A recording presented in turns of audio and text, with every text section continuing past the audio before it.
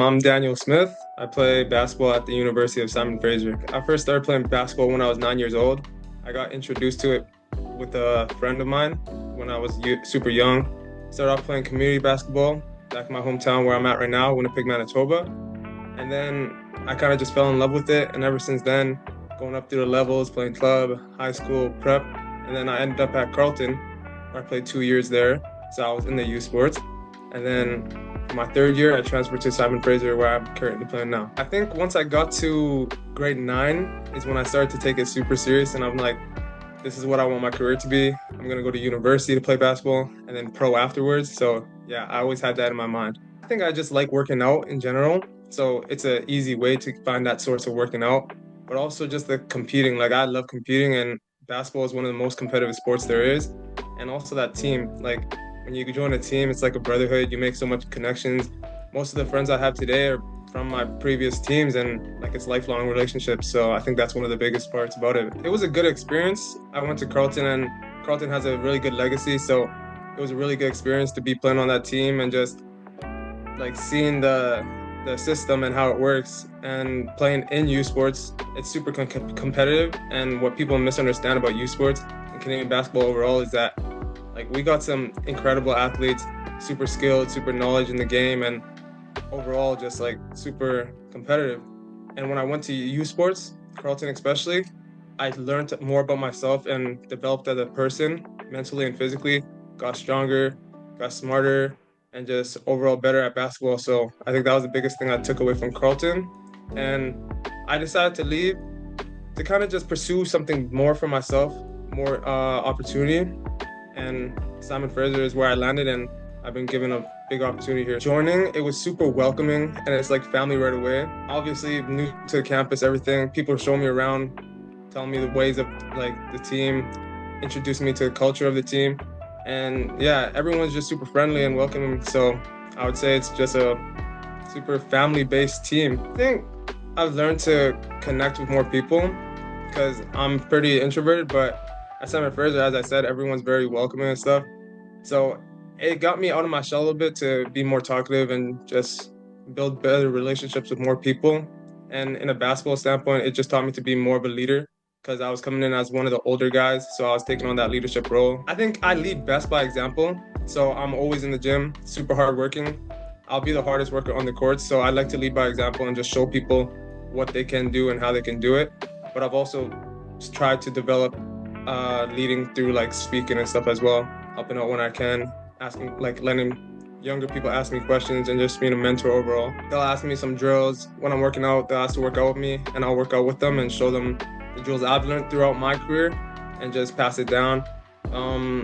Mentally, like there's a lot of mental things that go on with basketball, obviously, managing school, basketball, and life on its own. So just being there as someone to listen and give my experiences, my advice to them is, I think, a great thing to have for them. So whatever they really need, I just try to give as much as I can. I think I've always been one to kind of want to help people and make people happy.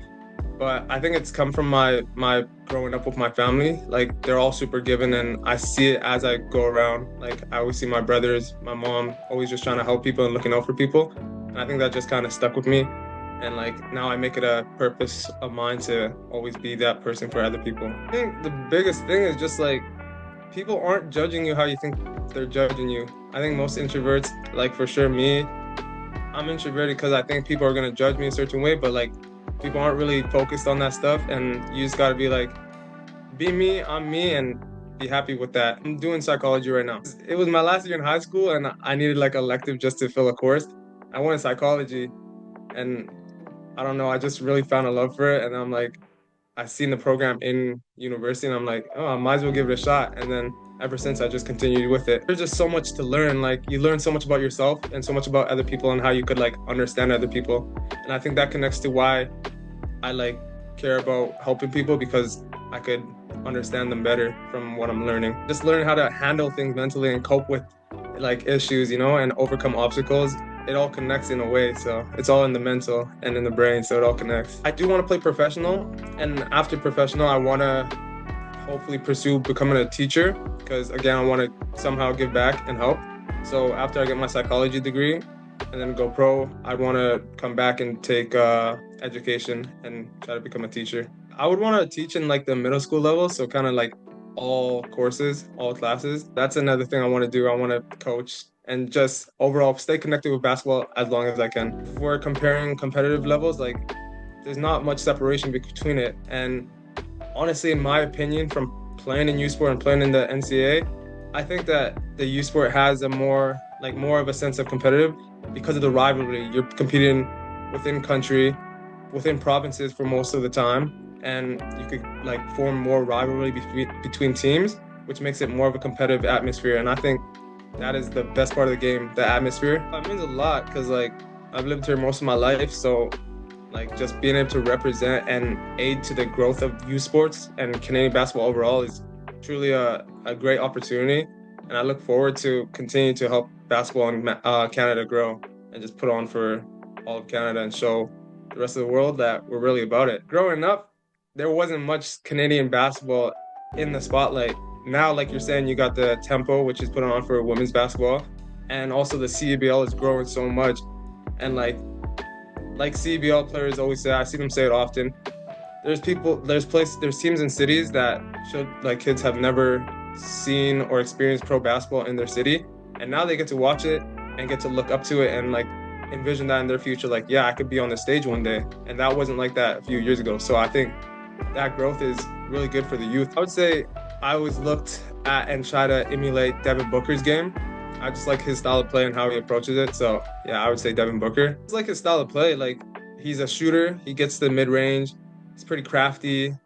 And yeah, like that's how I played all through high school. I loved shooting pull-ups, being crafty with the dribble, and also passing as a point guard. So yeah, it was great to look at him and just like pick apart his film and see what he does. I would say my advice is to honestly dream big. Like don't let anyone step on your dreams and minimize your vision, because like imagination is the best thing that you could have, and just keep striving for it no matter what. You're gonna go through ups and downs. Just keep going, because I've gone through a lot of challenges and I've turned them into lessons. I would say another advice is to turn your challenges into lessons so you can learn from it. It's like I've had a couple injuries. I'm going through one right now that's had me out for around 3 months right now. So I think taking it with a grain of salt and learning from it, like I've learned a lot about myself through this injury, and just knowing that I will be able to come back from it. I would say have people that you could talk to, like connection with family members, friends is a big part of it, because you can't go through everything on your own. So being able to just like release your frustration onto other people is good, because they could provide you with advice and comfort, and that's a big part of getting over these situations. Success would mean happiness, just overall happiness. Like, yeah, happiness. Obviously, money is a part of it. Being able to be financially stable and provide for others is a big thing. Provide for yourself and provide for others, and just being happy. In my view, I want to be financially stable enough to provide for myself and provide for others, but also be able to give back to other people. Like I said, I want to make other people happy. I want to help out where I can. So in being successful, I'll be able to do that. Now I want to go back to my mom. Like my mom's given so much to me and sacrificed so much to me. So I just look at that as the like most superior role model. And I want to first off give back to her for all that she's given for me, but also be able to do that for other people. Because without people giving opportunities and helping out, you can't make it too far. So just being able to provide that for other people and help them along their journey would be success to me, honestly. Just being able to present that to someone, that would be success for me.